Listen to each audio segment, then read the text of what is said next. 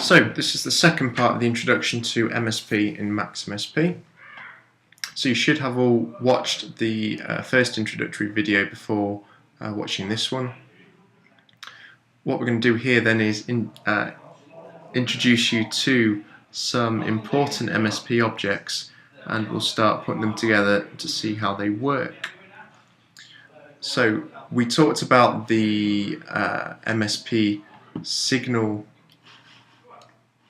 or the difference between the Max signal path and the MSP signal last time, and how you can see with the MSP signal you've got the stripy patch cord. With the Max signal you're using kind of grey patch cords. So we talked about that in the last video. One thing we didn't mention, however, is that you will notice in the audio section here all the objects end with a little squiggly line. The little squiggly line actually has a name, and that name is a tilde. So the other way to recognise an MSP object is to essentially look out for the tildes.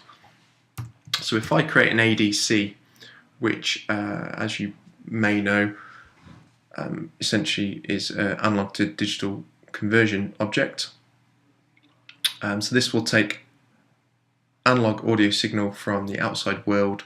It'll bring it into the system, convert it into the digital domain, so that we can use it within the software. So using this as an example, you can see that that is an MSP object, hence it has the tilde sign at as a kind of suffix to the object name.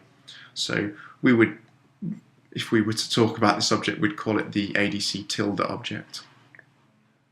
In case you're wondering where the tilde is on your computer keyboard, if you look to the bottom left hand side, just to the right of the shift button, you will see the tilde object. So you can type that by pressing shift and tilde.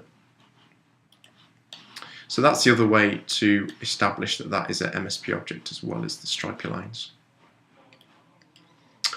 So what does the ADC object do? Well, the ADC object, as I mentioned, brings audio into Max MSP. So we go from analog domain to digital domain as per the standard kind of sampling process.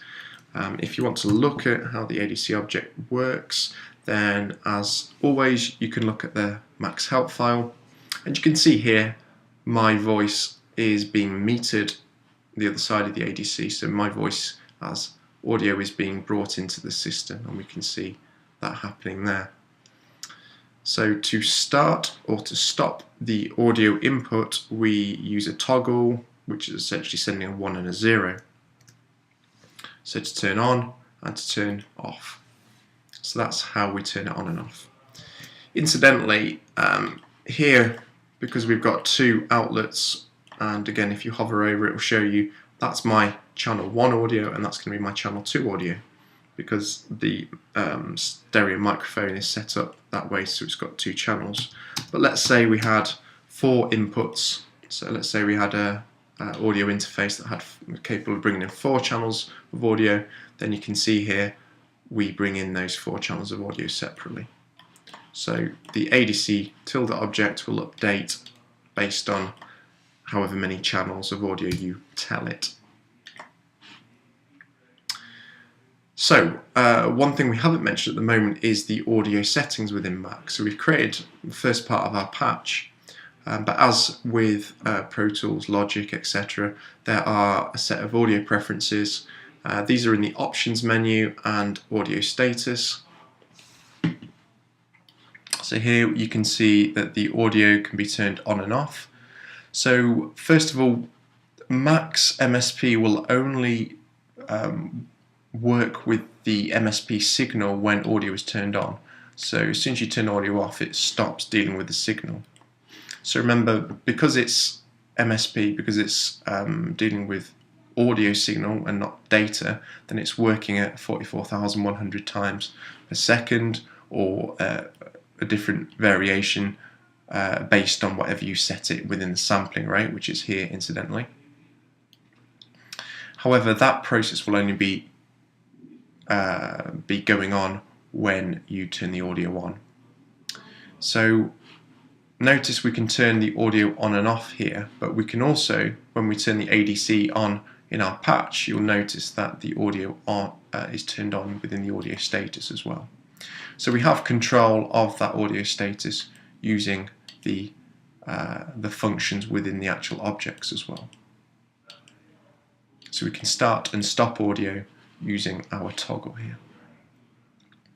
A few other ones to just point you towards: the driver. So you hit, this is where you would set what audio driver you're using. So if you're using an external interface, then you could set this to MBox or M audio device or Sapphire or whatever audio device you're using.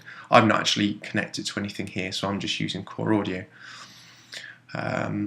Similarly with your input device, this should populate in line with whatever Core Audio drive you're using. So again, I'm just going to use the built-in microphone and the built-in output, which are kind of part of the Core Audio setup within my computer. That is about all I'm going to mention about the audio status for now. I would encourage you to look at this in a bit more detail. For example, the vector size and signal vector size can be useful to kind of start playing about with, because this deals with how many samples or how many kind of how large the chunks of audio are that the system brings in at a time. So this can affect how your MSP objects are dealing with that audio. So incidentally, and this might be something that you just make a note of for later, if you go to help MSP tutorials, as well as an introduction, and also into how digital audio works and MSP works, there's the audio I/O part, or it's classed as a topic here rather than a tutorial. So if you look at audio input and output, then it talks about the audio status window, and it takes you through that in a great amount of detail, if that's the kind of thing that gets you going. So for now, we're going to shut that off. And the next part of our patch we're going to build is similar to what they had in the help file. Sorry, I'm trying to drag and drop it on when the patch is locked. I was wondering why that wasn't working then. So if I drag and drop the meter object on, then this will help me to monitor the audio coming in. So currently we're not seeing any signal here because we haven't turned the audio on. So as soon as we turn the audio on, now when I speak, you can see the meter respond appropriately.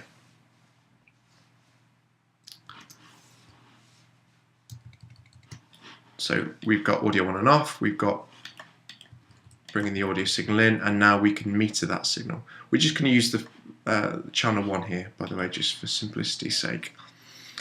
The next thing we might like to do is we might want to adjust the gain of the signal. Okay, so this should be hopefully familiar to you in terms of the kind of thing you might see on a mixing desk, where you've got a gain control with you've got raw audio coming in, you've got gain control. You can meter the signal so you can see how hot it is. So let's introduce the gain control. So the gain control will essentially attenuate or increase the level of the signal that's coming in. So let's move our meter down below that part of the signal chain, which would make sense because we actually only want to see the level of the signal here once it's passed through the gain. So this would allow us to kind of set the gain. Here clearly it's too high because it keeps peaking. Down here clearly it's too low because we're not getting much signal at all. There we go, we're coming on a bit here, so we might set it around here, which is giving us a nice healthy signal, not too high, not too low. Oh, apart from that.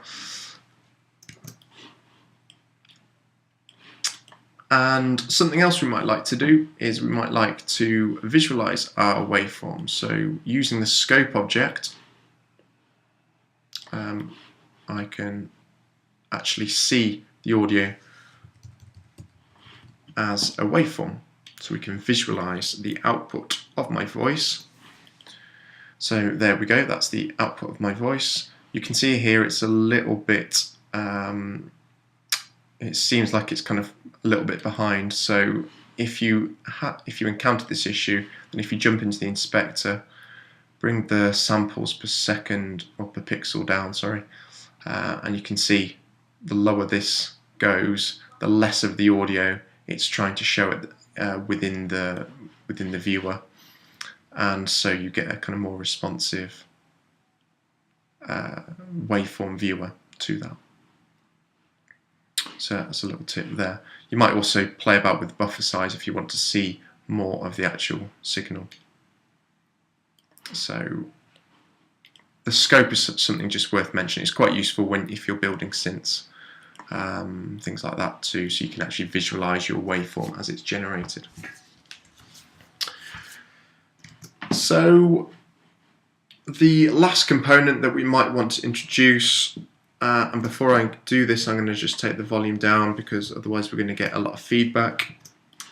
So the last component is the opposite of the ADC, and as you may have guessed, it's called the DAC. So this performs the reverse conversion process as the ADC. So it takes the digital signal and converts it back into the analog domain.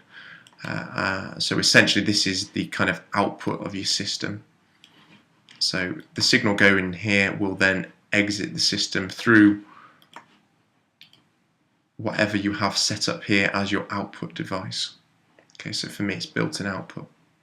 As I say, I'm not going to demonstrate this now because as soon as I push this up, we're going to get a feedback loop coming through on the screen recording.